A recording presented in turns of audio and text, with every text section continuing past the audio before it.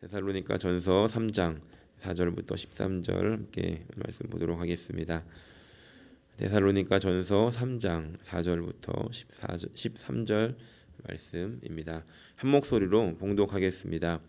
우리가 너희와 함께 있을 때에 장차 받을 환난을 너희에게 미리 말하였는데 과연 그렇게 된 것을 너희가 아느니라. 이러므로 나도 참다 못하여 너희 믿음을 알기 위하여 그를 보내었노니 이는 혹 시험하는 자가 너희를 시험하여 우리 수고를 헛되게 할까 함이니 지금은 디모데가 너희에게로부터 와서 너희 믿음과 사랑의 기쁜 소식을 우리에게 전하고 또 너희가 항상 우리를 잘 생각하여 우리가 너희를 간절히 보고자 함과 같이 너희도 우리를 간절히 보고자 한다 하니 이러므로 형제들아 우리가 모든 궁핍과 환난 가운데서 너희 믿음으로 말미암아 너희에게 위로를 받았노라. 그러므로 너희가 주 안에 굳게 선즉 우리가 이제는 살리라.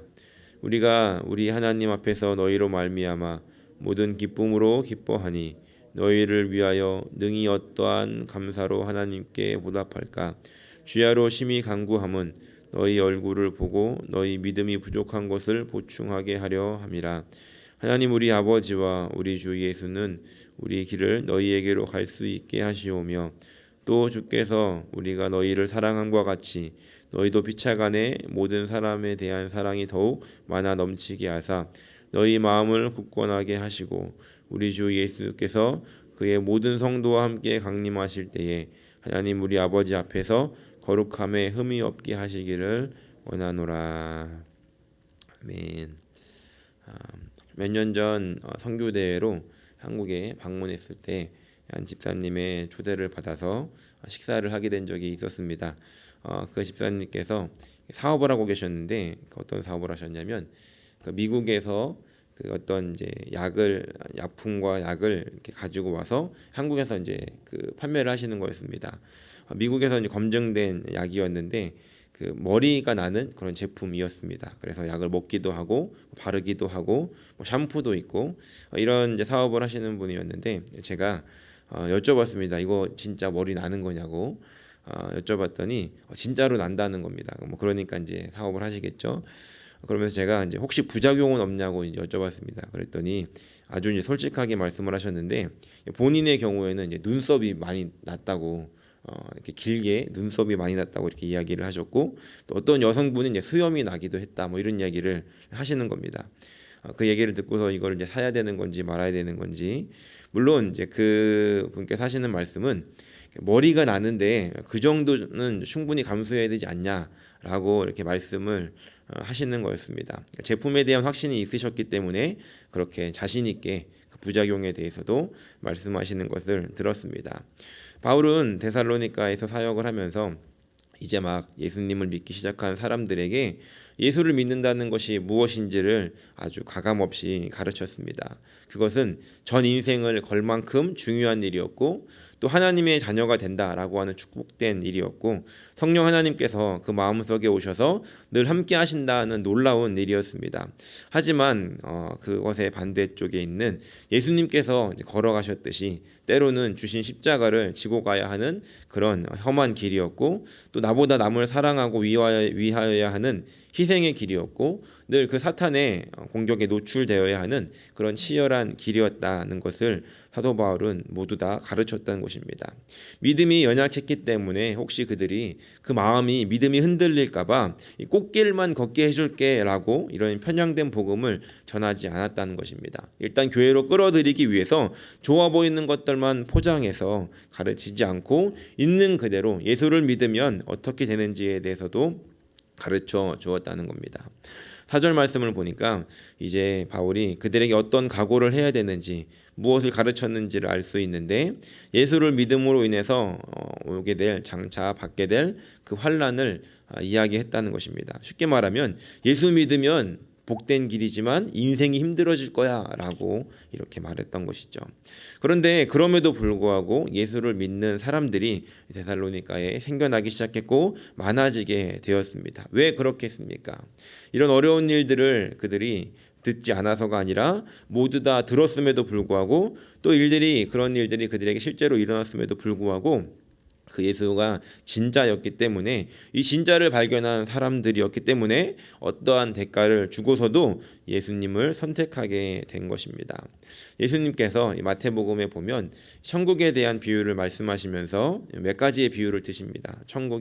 천국은 이렇게 얘기하시면서 밭에 감추인 보화라고 이렇게 이야기를 하실 때 한 소장농이 이제 남의 밭에 일을 하러 갔다가 보화를 발견하고 집에 돌아와서 얼마나 고민을 했겠습니까? 그냥 훔칠 수는 없고 또 그냥 둘 수도 없고 결국 이것을 누구에게 말할 수도 없고 결국 하나 있는 집을 다 팝니다. 숟가락도 팔고 연장도 팔고 다 팔아서 그 밭을 사게 되었습니다. 사람들은 그 쓸모없는 밭을 왜 사냐라고 이야기했지만 그렇다고 말할 수가 없었기 때문에 어떤 이유인지 말할 수 없었기 때문에 그냥 속으로만 웃으면서 그냥 산다라고 이렇게 이야기를 하며 그 밭을 샀을 것입니다. 그리고 이어서 천국은 좋은 진주를 구하는 장사와 같다라고도 비유를 합니다. 그 진주 장사가 그 진주를 발견하면 소유를 다 팔아서 진주를 산다라고 이야기를 합니다. 그 진주를 파는 장사는 돈이 많아서 그 진주를 소장용으로 사는 것이 아니라 소장하기 위해 사는 것이 아니라 이 사람이 그것에 대한 가치를 알았기 때문에 지금 이 사는 값보다 더 큰 가치가 있다는 것을 알았기 때문에 그 소유를 다 팔아서 진주를 산다라고 이야기를 하는 것입니다. 그러면 우리는 이런 이제 가정을 해볼 수 있습니다. 그 땅을 사기까지 그 집을 다 팔았던 그 농부와 또 이제 그 진주 그 자기의 소유를 다 팔아서 진주를 샀지만 그 진주의 진짜 값어치를 알아주는 사람이 만나서 제값을 받고 그 구매자를 만나기까지 이 시간들은 그들이 굉장히 힘든 시간들을 보내야 하는 것을 우리가 예상할 수 있다는 것이죠. 왜냐하면 가지고 있는 것을 다 팔았기 때문입니다. 하지만 이제 그 가치를 매겨주는 사람을 만나게 되었을 때 그리고 이제 그 보화를 팔아서 진정한 것들을 얻게 될 때까지는 그들은 힘든 시간들을 보내야 했다는 것이죠. 이 두 이야기를 우리가 잘 생각해 보면 가치를 모르는 사람들에게는 헛된 수고 같아 보이지만 가치를 아는 사람들에게는 당연히 그렇게 해야 되는 상황이었고 그 가치를 인정받기까지는 힘든 기간들을 보내지만 이제 그 기간이 지나서 그 가치를 인정받게 되었을 때 그들의 삶은 완전히 반전된 인생을 살게 된다는 것을 우리에게 보여주고 있습니다. 오늘 우리가 듣고 있는 복음, 우리가 받은 복음도 그런 복음이라는 겁니다. 2000년이 지나서 뭔가 세련되어진 복음이 아니라 그때 그 복음, 바울이 전했던 복음, 예수님께서 전했던 그 복음과 같은 복음을 우리는 듣고 있는 것입니다. 내 것을 다 주고 살 만큼 귀한 것이고 때로는 그것으로 인해 어려움을 겪는다 할지라도 끝까지 붙잡고 지켜내야 하는 복음이는 것입니다. 우리가 주님을 만나는 날 그것이 완전히 갚아지기까지 그 가치를 알아보고 있는 그 주인을 만나듯 우리가 예수님을 다시 만나기까지 우리는 때로는 그것을 아직 가치를 알지 못하는 그런 세상에 살고 있기 때문에 어려움을 당할 수도 있는 그런 일들을 살아갈 수 있다는 것입니다. 바라기는 오늘 이 아침에 우리가 받은 복음이 어떠한 복음인지 그 가치가 어떤 것인지를 다시 한번 생각해보고 그것들을 깨달으며 하나님 내가 이 복음을 지키기 위해 때로는 어려움을 당할 수도 있지만 그럼에도 불구하고 내가 주님 만나는 날들을 꿈꾸며 내가 이 말씀을 이 복음을 지켜가길 원합니다 라고 고백할 수 있는 저 여러분들이 되시기를 예수님의 이름으로 간절히 축원합니다. 다시 말씀으로 돌아가서 바울은 이제 이 데살로니가 성도들에게 장차 환난을 받을 것이다라고 이야기를 했는데 이 환난은 얼마 되지 않아서 실제로 일어나게 되었습니다. 바울이 한 달 정도 그 데살로니가에 머물게 되었는데 굉장히 짧은 시간 동안에 이 일들이 일어나게 됐다는 것이죠. 그래서 바울은 이제 그 데살로니가를 떠나야 했고 아직 믿음이 온전하지 못했던 이 성도들만 남겨준 채 그곳을 나오게 되었던 것입니다. 바울은 그래서 그들을 위로하고 또 그들이 어떻게 지내는지 소식을 듣고 싶었고 또 그들을 시험하고 환난 속에 끌고 들어가는 그들이 어떻게 방해하는지 여러 가지 소식들을 듣고자 디모데를 보내게 됩니다. 그리고 돌아온 디모데는 기쁜 소식을 가지고 돌아오게 됩니다. 6절 말씀 함께 읽어보겠습니다. 지금은 디모데가 너희에게로부터 와서 너희 믿음과 사랑의 기쁜 소식을 우리에게 전하고 또 너희가 항상 우리를 잘 생각하여 우리가 너희를 간절히 보고자 함과 같이 너희도 우리를 간절히 보고자 한다라고 이렇게 소식을 전해오게 되었습니다. 믿음과 사랑의 기쁜 소식을 가지고 왔던 것입니다. 그들이 여전히 믿음을 잘 지키고 있었고 또 그들이 서로 사랑하고 또 그들이 믿음을 지켜가고 있다는 소식을 듣게 되었습니다. 그리고 바울과 또 그 전도팀을 그리워한다는 소식도 듣게 되었습니다. 진짜 믿음이 있는 곳, 가감된 복음이 아니라 포장된 복음이 아니라 진짜 복음이 있었던 곳에 사랑이 있었고 그 사랑이 그들 안에 충만할 때 그들은 서로 하나 되어서 그 믿음을 지켜갈 수 있었던 것입니다. 왜냐하면 이 진짜 믿음은 우리를 성령으로 충만하게 하시는데 이 사랑이신 하나님이 그 하나님의 성령으로 충만케 되면 우리도 서로 용서가 되고 진짜 사랑하게 되고 서로 위하여 주게 되고 또 믿음이 연약한 자를 붙잡게 되고 또 흔들릴 때 서로 붙잡으면서 함께 이 연합하여서 그 믿음을 환난과 고난 속에서도 지켜갈 수 있게 되더라는 것입니다. 7절 말씀을 보니까 이렇게 기록하고 있습니다. 이러므로 형제들아 우리가 모든 궁핍과 환난 가운데서 너희 믿음으로 말미암아 너희에게 위로를 받았노라. 바울이 지금 있는 곳은 고린도였습니다. 데살로니가에서 나와서 베레아를 지나 고린도에 오게 되었는데 바울도 그 고린도에서의 삶이 녹록하지 않았던 것 같습니다. 바울도 여전히 궁핍 가운데 있었고 또 환난 가운데 있었지만 바울도 그 가운데 있었지만 이 데살로니가 성도들의 소식을 들었을 때 바울은 그것으로 말미암아 위로를 받았다라고 이야기하고 있습니다. 바울도 지금 힘들지만 이 성도들의 소식을 들었던 것이 그렇게 위로가 되고 힘이 되었던 것입니다. 그렇다면 왜 이것이 바울에게 위로가 되었겠습니까? 이 데살로니가에서의 사역이 굉장히 힘들었지만 그렇게 힘들게 뿌려졌던 그 씨앗이 헛되지 않았고 잘 자라고 있었기 때문에 바울에게는 위로가 되었던 것입니다. 그러면 이렇게 또 이제 생각을 해볼 수 있습니다. 바울이 그 데살로니가에서 힘들게 뿌렸던 씨앗이 잘 자라서 열매를 거두고 있는 것을 봤을 때 지금 바울이 이 고린도에서 여전히 힘들게 씨앗을 뿌리고 있는 이 상황 속에서 바울이 기대하게 되는 것은 저곳에서도 열매를 맺었다면 그 복음이 여기서도 동일한 열매를 맺을 것이기 때문에 지금 힘들고 어려운 상황 속에서도 바울은 계속해서 씨를 뿌려나갈 수 있는 그런 용기를 얻게 되었다는 것입니다.